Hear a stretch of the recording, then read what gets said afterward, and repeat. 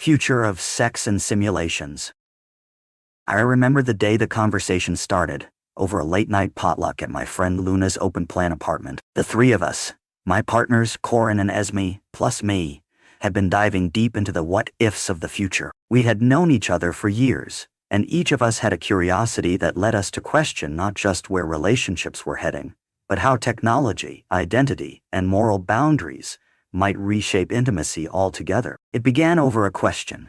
If one day we can become literally anyone, or anything, would sex become universal, free of guilt or shame? Corin pitched this concept the moment we'd finished dessert, an elaborate array of synthetic pastries that boasted weirdly real chocolate flavor. I recall how he leaned back, arms crossed, eyes dancing with that creative spark I love. Think about it, he said. If the lines between self and other blur due to advanced simulations, if body swapping or total shapeshifting becomes normal, how would that change our approach to intimacy? Esmi, swirling the last of her spiced tea, grinned in that thoughtful way. I guess the question is whether morality or some sense of relationship boundaries would still matter. If you can inhabit the form of your partner, or your friend, or a mythical creature, does it remain wrong to jump in and out of sexual experiences at will? That's how the night's conversation started. From there, we wove together a tapestry of speculation about future societies where technology might let people slip into hyper-realistic simulations,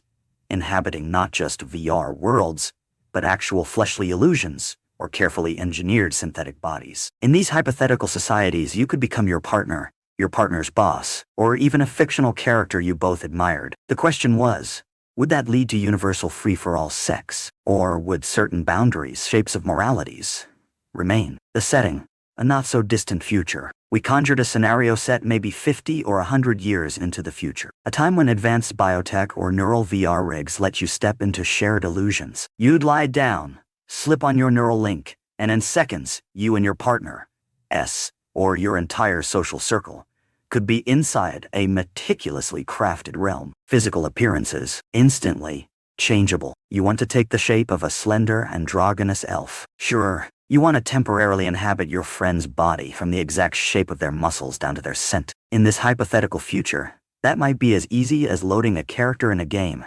assuming you both consent. The question of consent itself would still be crucial, presumably protected by legal or ethical frameworks. But let's assume the system includes robust consent locks. In that scenario, Corin reasoned, there might be no impetus to remain faithful to just one or two forms. If you could become anyone, or your partner could become anyone, or you could share forms, or trade experiences, might we not all jump at the chance? Wouldn't everyone just have sex with everyone? He asked, half laughing. I mean, if all emotional baggage or physical constraints vanish, maybe it'd be a giant cosmic orgy. Yet Esmi raised a counterpoint.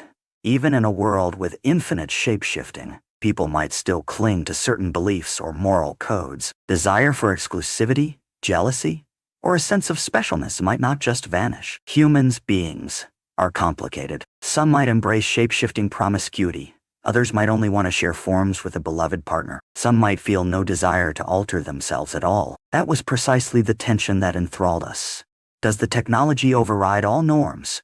Or do we adapt technology to fit our existing frameworks of love and ethics? Guilt, shame, and pleasure. Then came the layer of emotional manipulation. In this hypothetical future, maybe your neural rig can not only alter your form, but also tweak your emotional responses. So you could dial down guilt, dial up pleasure, or bypass shame entirely with a few mental commands. Question: if that's possible, does morality fade? Corin argued, if you can literally remove guilt or shame from your emotional palette, then what's to stop you from wanting to indulge in anything? If you don't feel the emotional repercussion of betrayal, for example, you might do it freely. The only question is how those you interact with respond. Esmi and I exchanged glances. But doesn't that just shift responsibility onto the group's collective moral code? I said, even if I personally dial down my shame levels, if my partner is outraged by my actions, there's still external consequences. Morality might remain because communities would still enforce some kind of code.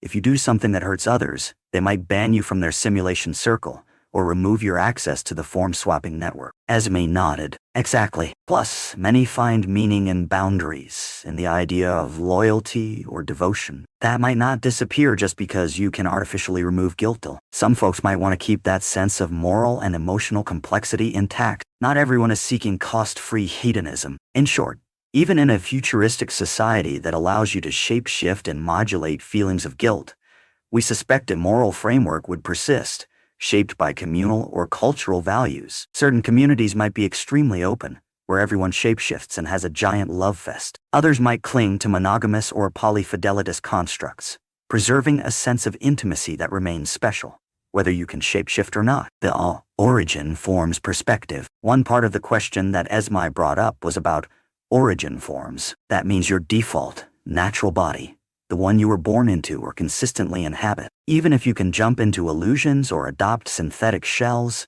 does your origin form hold emotional significance that you want to honor? Some folks might say, yes, absolutely. Being with me as I truly am, my origin body, is meaningful. I want you to love me in my raw form, not just the illusions. Others might say, origin form is a relic. I can shapeshift daily. Today I'm a silver-haired 10-foot-tall being. Tomorrow I'm a swirl of living fractals. The notion of an original body is antiquated. Esmi suggested that if you and your partner both have shape-shifting capabilities, you might come to appreciate the variety, but still have a special place in your hearts for each other's original form. Meanwhile, casual acquaintances in that future might never see your origin form, only your chosen illusions. She described the possibility of wanting to preserve that real me for an inner circle of trust. In that sense, some level of morality or code might revolve around not impersonating someone else's origin form without explicit invitation, or not casually copying a form that means something intimately to your friend group. Therefore,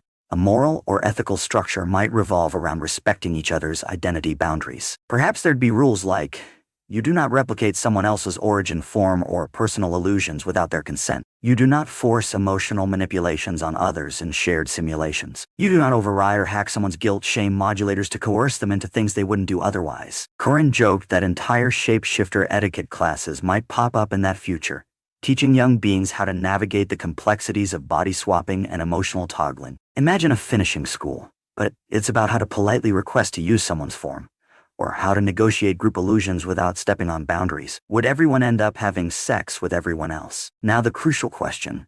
If you can become or do anything in a hyperreal simulation, will everyone end up hooking up with everyone else? Some might think so. The argument is that curiosity plus convenience equals no limit. Why not try sex with every possible body combination, given the chance? But here's a nuance. Humans, and other hypothetical future beings, might still crave emotional intimacy, trust, or continuity. Some might love hooking up with multiple partners or random illusions. Others might want the comfort and deeper emotional bond that comes from more exclusive dynamics. So no, not everyone would automatically fling themselves into infinite sexual encounters. We suspect variety in how people choose to engage. Some communities might be purely open. Some might have structured polyamory. Others might remain monogamous. Additionally, the notion of I can be you and you can be me might even reduce the novelty after a while. If everything is possible, you might want to create some sense of challenge or limitation to preserve meaning. After all, desire often thrives on what's special or rare. If it's always on the table, maybe you get bored. So ironically,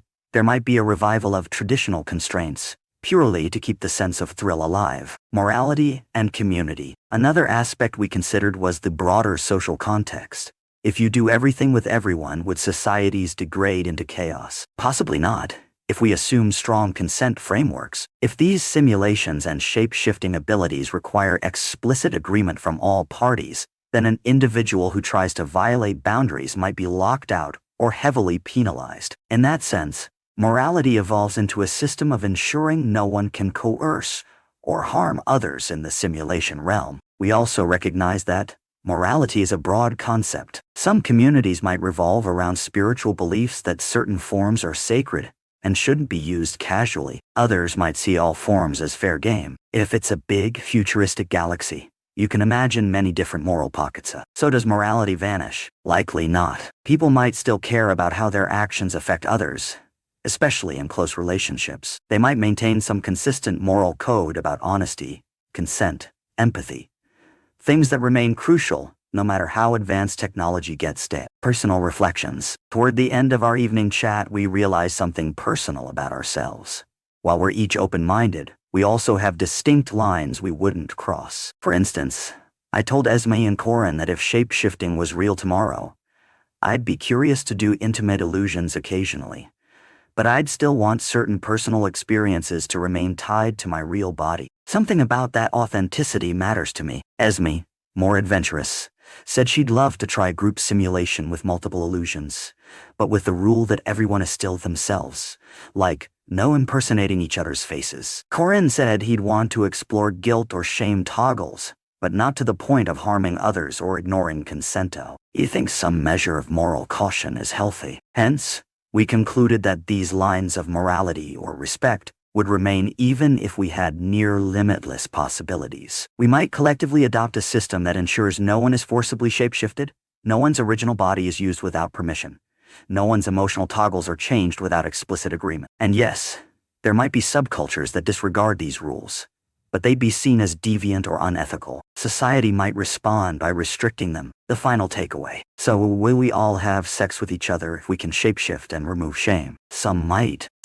not. The array of personal, cultural, and relational factors is so broad that it's unlikely everyone defaults to one universal approach. Morality, or at least a sense of ethics, would persist to help us navigate the complexities of identity, consent, and emotional well-being. Even if guilt or shame can be toggled off, trust and respect might remain vital so that communities function harmoniously. In other words, yes, the future of sex and simulations might bring radical freedom. People might step into each other's forms, exploring new facets of intimacy we can barely fathom today. But that freedom doesn't automatically erase the need for boundaries, guidelines, or a communal sense of decency. We might see a blossoming of sexual expression, panspecies or multiform, but we'd probably also see a blossoming of new moral codes designed to manage these possibilities without descending into chaos or hurting others. The question is less about whether the technology allows universal sex or zero shame, and more about how society chooses to integrate those capacities into daily life. If there's anything consistent in human history, it's that no matter how advanced the tools get, we keep forging new ethical frameworks. So my guess is that in that hypothetical future, yes, there might be entirely open, guilt-free sex communities, and there might be communities that preserve monogamy, or at least partial exclusivity, cherishing the uniqueness of an origin form or personal bond. Diversity in the end remains the likely outcome, and that's where we landed in our little group conversation, somewhere between infinite possibility and some moral or emotional anchor. Because even if we can be anything, we still need each other's trust and care. And that, ironically, might keep us from simply discarding all boundaries. We might find that the most meaningful experiences require a dose of morality after all.